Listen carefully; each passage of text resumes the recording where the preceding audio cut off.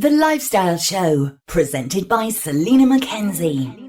Let me introduce you. So our first guest today has written a book called Lonely AF, a therapist's no BS guide to feeling less alone.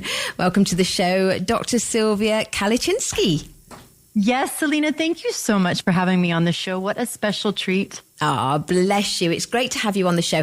Now, we won't actually say the words, but I think most people can work out what the AF and the BS mean. But this is not just coming from you professionally. You've had a lived experience as well. Absolutely. Part of my intro in the book is I was born into loneliness. So loneliness has been part of my own personal narrative, and what I've discovered through writing the book, it's probably one of the most universal experiences that I've seen, both as a mental health clinician, but also as a human being. It's something that we don't feel comfortable talking about, but what I thought was so personal is actually what is most universal. Yeah, because you can actually be lonely when you're not necessarily alone, can't you? You could be in a crowd of people. Absolutely. And people can be in relationships. They can, they have a family, they have friends. They can be, absolutely successful in their career and surrounded by colleagues, but still feel this sense of loneliness or feeling disconnected within. So do you give advice on how to break that cycle? Absolutely. I use a 5-step HEART method. So just the way it sounds, it's spelled that way, HEART, H-E-A-R-T. H stands for honor the emotion. So many of us were taught to be strong, to dismiss or minimize our feelings, or we didn't feel safe expressing or showing them, or we thought that that is just not something we do. Even culturally, that can be taught. E stands for explore your family patterns. Sometimes, especially if we're experiencing loneliness, we tend to, look at ourselves as a failure, or we internalize it, or we're so embarrassed to admit it.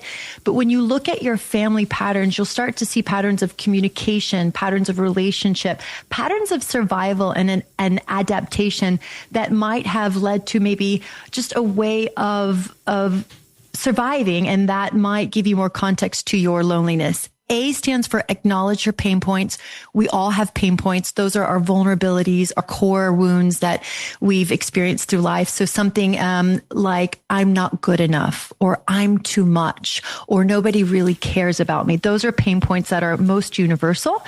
And when you look at the pain point, then you can go to the R, which is rewrite the narrative. And that helps you really, I would say, reauthor the story that you tell yourself, because so many of us tell ourselves negative stories that aren't true. They're limiting. So when you acknowledge the pain point, then you have a platform to rewrite that narrative. So I am more than enough. People do care about me. I am lovable, etc. And then T stands for turn within. Turn within and find the tools to regulate your nervous system. Because if we can't regulate our own nervous system, there's no way to find connection. So that's where true healing and connection begins, is with your nervous system. And then from there, you can start to work on your relationships with others. Yeah, that all makes sense. But as far as the pain points are concerned and rewriting the narrative, it's not as easy as just saying, I am good enough, is it? I mean, you've got to actually believe it. Absolutely. And here's the thing I remind all of my clients. Our pain points never go away. No matter how much therapy or books that you read, they're not going to go away. But what changes is how we relate to them. And one of the things that I think is most powerful about understanding your pain points is that you can also look at maybe the drama triangles you get into. So if there's tension between two people, maybe an argument you've had with a friend or a family member or a colleague, and you pull in a third person, once you enter a drama triangle where one person plays the persecutor, one person maybe is the victim, and one person is the rescuer, look at your own pain point. What is getting triggered? So one of my pain points is maybe not feeling good enough. Well, when I look at that triangle, I can also imagine that the other two people in that triangle probably also have the same pain point of them not feeling good enough. So when you acknowledge the pain point, I think it frees you up from needing to blame each other and make someone right or wrong. And that's, I think, another way of helping rewrite the narrative that is involved with other people, because you might say, oh, so-and-so doesn't really care about me. I'm not important. No matter what I do, it's not good enough. well, so-and-so and the other person maybe in that drama triangle probably feel their own experiences of not being good enough. And if you create that almost like universal approach, then you can remove yourself from that drama triangle and start to rewrite it. But again, as you said, it's not so easy just saying, I am good enough.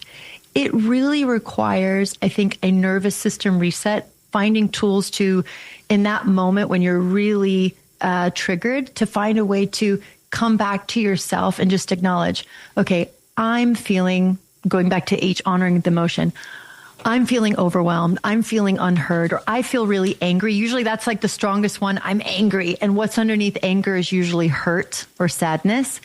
So when you're able to name the emotion, step back and just pause. And now you don't have to meditate. You don't have to do anything elaborate, just a simple pause.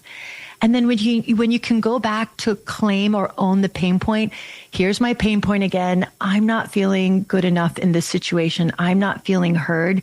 It gives you that sense of accountability and responsibility, which then gives you the ability to respond differently. Instead of blame and shame, it's, okay, pause. This is something, once again, I can learn to relate to in a different way. And how do you relate to in a different way? Just simply by acknowledging it. Because often we just ignore, minimize, dismiss, and that builds and builds and builds. And then we have something that really upsets us. And then we often kind of, dysregulate and not show our best sides of ourselves.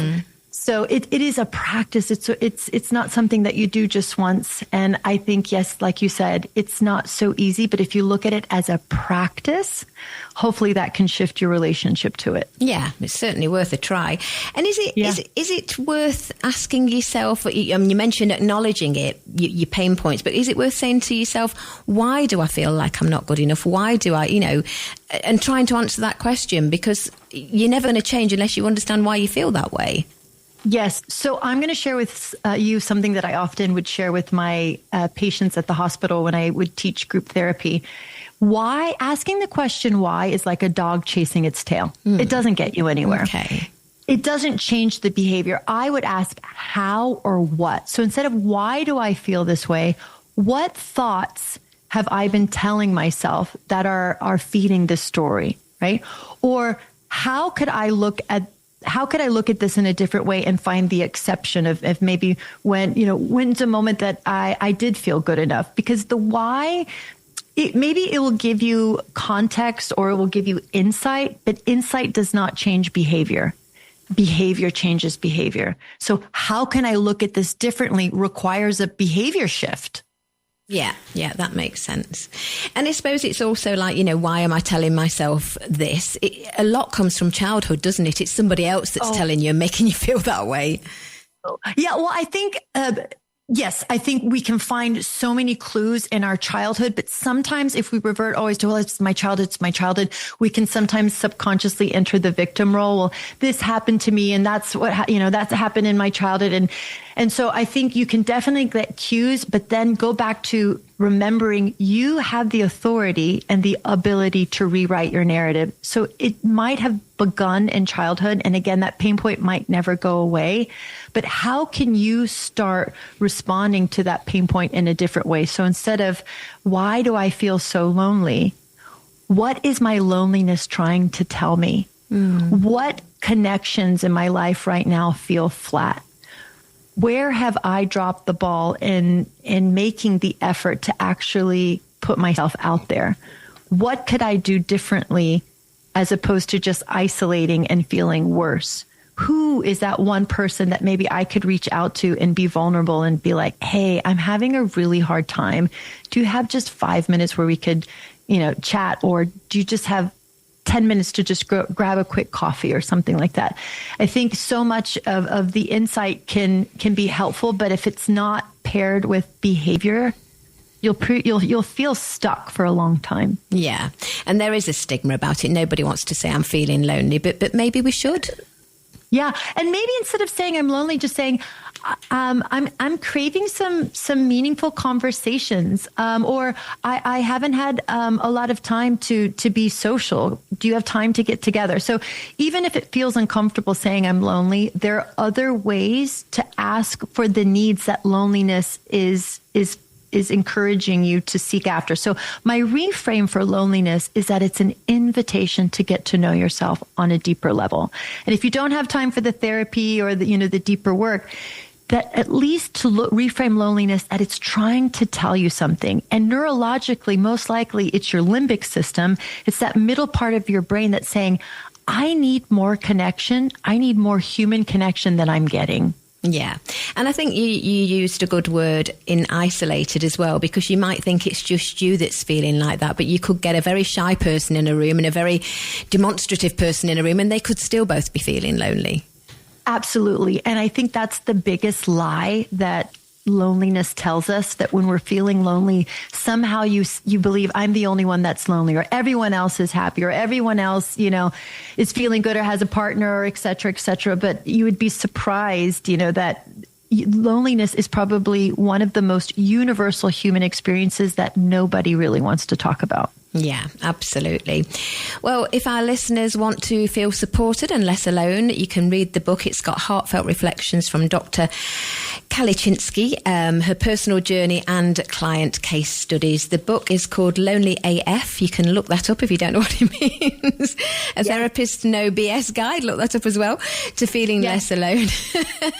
There's a workbook too with journal prompts and exercises that help you just go a little bit deeper into the work and to show you your progress. Because sometimes when we do this kind of work, we're like, have I changed? Have I gotten any better? So this is a wonderful companion guide to the book to help you really not only get to know yourself on a deeper level, but to see how far you've actually come in the work. And you'll probably be surprised at how far you have actually come. And journaling, I do love journaling. I think sometimes getting it all out of your head and on paper can really, really help. So that's great. That's at the back of the book, is it? 100%. 100%. Yeah. And do you have a website, or are you on social media if people want to find out more? Absolutely. My website is drsylviak.com. That's spelled DRSYLVIA, the letter K.